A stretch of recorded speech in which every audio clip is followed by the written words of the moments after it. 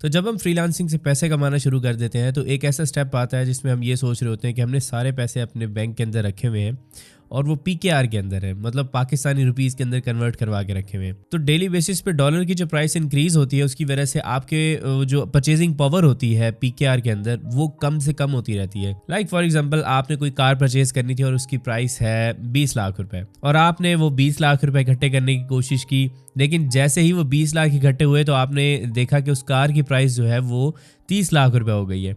तो डॉलर की वजह से प्राइसेस बाकी इंक्रीज होती रहती हैं और हम अपने बैंक अकाउंट के अंदर पीकेआर में पैसे रखते हैं। तो मुझे भी इस चीज़ की बहुत ज़्यादा टेंशन होती थी और बाकी फ्रीलांसर्स को भी इसमें काफ़ी प्रॉब्लम्स होती थी। तो इसका जो सिंपल सॉल्यूशन है वो ये है कि आप अपने पैसे को पीकेआर के अंदर ज़्यादा देर मत रखें। अब उसके लिए आप क्या कर सकते हैं वो मैं आपको बताता हूँ। तो ये चीज़ें बताने से पहले अगर आप इस चैनल के ऊपर नए हैं तो सब्सक्राइब कर लें। मेरा नाम सुभान तारिक है और मैं एक फ्रीलांसर हूँ। आपके लिए इस चैनल के ऊपर फ्रीलांसिंग से रिलेटेड वीडियोस लेके आता हूँ। सबसे पहला काम जो आप कर सकते हैं, लेकिन मैं आपको सजेस्ट नहीं करूंगा कि ऐसा करें, वो ये है कि आपने जितने भी पैसे कमाए होते हैं तो मोस्टली फ्रीलांसर्स के जो पैसे हैं वो पेनियर के अंदर पड़े होते हैं।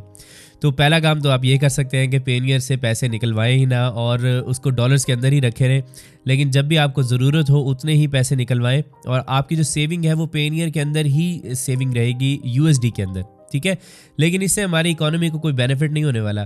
तो उसका आसान तरीका यह है कि आप पाकिस्तान के अंदर डॉलर्स लेके आएंगे, उससे पाकिस्तान को बेनिफिट मिलेगा। पेनियर के अंदर ज़्यादा पैसे मत रखा करें। अगर आपने पेनियर का अकाउंट अभी तक क्रिएट नहीं किया और आप फ्रीलांसर हैं तो मैं लिंक डिस्क्रिप्शन के अंदर दे रहा हूँ। तो दूसरा तरीका क्या है? दूसरा तरीका ये है कि आप अपना एक यूएसडी अकाउंट क्रिएट करें पाकिस्तान के अंदर, बैंक अकाउंट, और उसके अंदर ही आप अपनी जो सेविंग है, जो आपके पैसे हैं वो यूएसडी के अंदर ही रखें।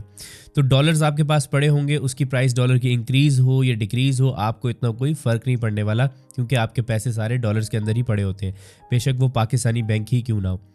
लेकिन इसमें बहुत सारे लोगों को प्रॉब्लम्स ये आती हैं कि वो यूएसडी अकाउंट क्रिएट नहीं कर पाते, ठीक है। उसके लिए काफ़ी ज़्यादा रिक्वायरमेंट्स होती हैं जिसके बाद यूएसडी अकाउंट क्रिएट होता है। तो एक ये सॉल्यूशन भी आम फ्रीलांसर के हाथ से निकल जाता है ठीक है। तो उसके बाद आप लोग क्या कर सकते हैं? उसके बाद आप ये कर सकते हैं कि आपके पास जो रुपीज़ में या पीकेआर में जो पैसे पड़े हुए हैं, आप सिंपली उससे कोई एसेट परचेज़ करें, कोई ऐसी चीज़ परचेज़ करें जिसकी वैल्यू इंक्रीज़ भी होती हो और अगर आप उसको सेल करना चाहें तो वो जल्दी सेल भी हो सके। इस तरह की बहुत सारी चीज़ें हैं जो एसेट के अंदर आती हैं। लाइक आप कोई प्रॉपर्टी परचेज़ कर सकते हैं, आप किसी गाड़ी में इन्वेस्ट कर सकते हैं, आपने कोई बाइक लेनी है उसमें इन्वेस्ट कर लें। तो बहुत सारी ऐसी चीज़ें होती हैं जिसमें आपको ज़्यादा पैसे मिल जाते हैं। मैंने आज तक जितनी भी कार्स परचेज़ की हैं हमेशा वो मैंने कम प्राइस पे परचेज़ की होती हैं, लेकिन जब मैं उसे सेल करता हूँ, उस कार को मैं एंजॉय भी करता हूँ, उसको यूज़ भी करता हूँ, लेकिन उसके बाद भी उसकी प्राइस ज़्यादा हो जाती है, ठीक है। तो एक ये भी बिज़नेस है जो कि पाकिस्तान में बहुत सारे लोग कर रहे हैं और ये एक अच्छा बिज़नेस है और ये एक ऐसी चीज़ है जो आप इजीली सेल भी कर सकते हैं। इसके अलावा आप बाइक्स भी देख सकते हैं, बाइक्स की प्राइस भी बहुत ज़्यादा ऊपर चली जाती हैं, आप वो भी ले सकते हैं। लेकिन ज़्यादा सेफ़ चीज़ है वो ये है कि आप प्रॉपर्टी में इन्वेस्ट करें। प्रॉपर्टी में आप इन्वेस्ट करेंगे और ऐसी प्रॉपर्टी में इन्वेस्ट किया करें जिसकी रीसेल वैल्यू ज़्यादा हो।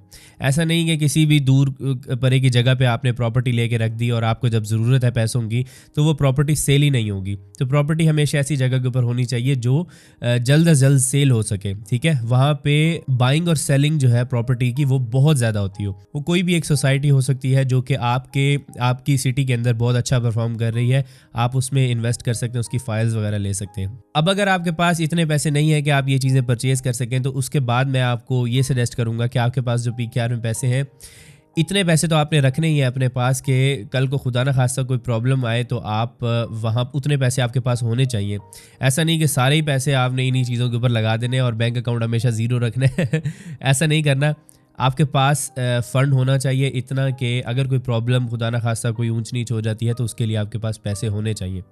अब अगर फॉर एग्ज़ाम्पल आप अर्निंग थोड़ी कर रहे हैं और उस अर्निंग के अंदर ही आप चाहते हैं कि मेरे पीकेआर में पैसे ज़ाया ना हो, तो उसके लिए आप क्या कर सकते हैं? उसमें यह है कि आप वो पैसे खुद पे स्पेंड कर सकते हैं।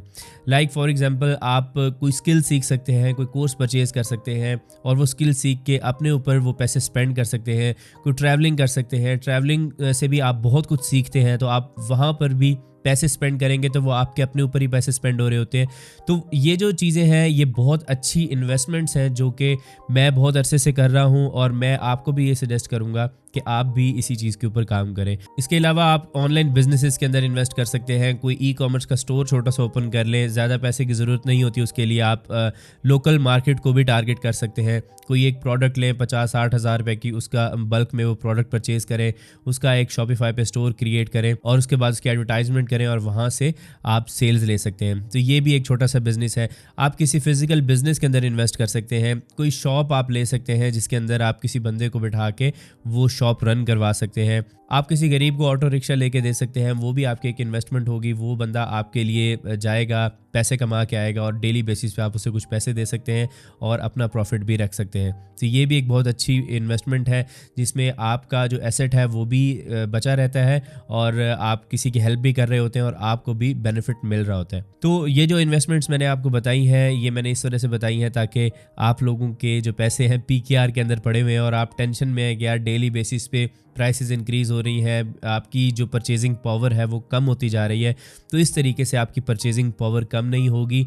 अगर चीज़ों की प्राइस बढ़ेगी और आपके पास भी वही चीज़ें होंगी तो आपकी जो परचेजिंग पावर है वो हमेशा स्टेबल रहेगी। ये एक छोटी सी वीडियो थी, मैंने सोचा कि आप लोगों को मैं ये गाइड कर दूं कि अगर आप भी इस तरह की प्रॉब्लम्स फेस कर रहे हैं तो आप उसके अंदर क्या क्या कुछ कर सकते हैं। वीडियो पसंद आई है तो इसको लाइक करें, अपने फ्रेंड्स के साथ इसको शेयर करें और इस चैनल को सब्सक्राइब करना मत भूलें। तो प्रीवियस वीडियो मैंने आपको बताया था कि अगर आप एक फ्रीलांसर हैं और अपनी वेबसाइट क्रिएट करवाना चाहते हैं तो उसका प्रोसेस क्या होगा। तो उस वीडियो का लिंक आपकी स्क्रीन के ऊपर आ रहा है, इस पर क्लिक करें और जाके वीडियो देखें। नेक्स्ट वीडियो में आपसे मुलाकात होगी, तब तक के लिए अल्लाह हाफिज़।